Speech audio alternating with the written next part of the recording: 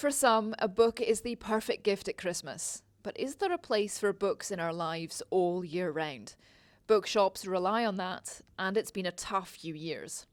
It's been challenging, I mean, don't get me wrong, but it's been great fun as well. Some people just don't take to reading from a screen. Lockdown gave people a chance to sort of reevaluate their careers, life choices, and have a pop at doing something they'd always wanted to do, like open a bookshop. That was certainly how I felt about it.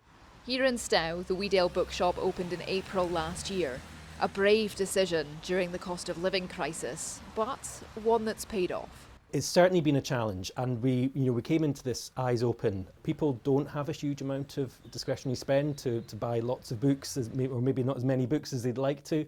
But what we have found is that people can have a nice wee day out. They can come to Stow and they can pop into what we like to think is a welcoming, friendly little bookshop. They can maybe go for one of the many walks that we have around the village. They can even hire an e-bike. They can go and get some lunch or coffee and cake at the brilliant cafe across the road. And it's kind of turning Stow into a wee bit of a destination.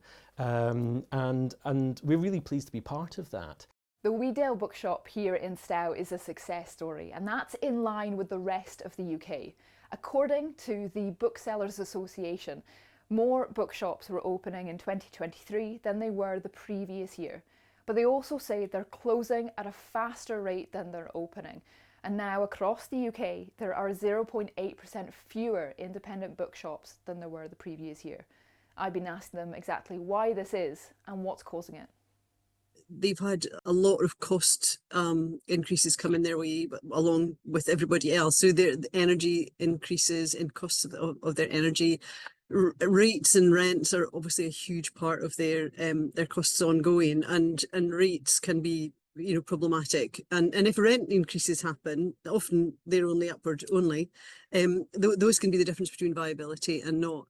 To survive, many bookshops are diversifying, offering more of an experience, which is exactly what Very Books in Pulley Bridge has done.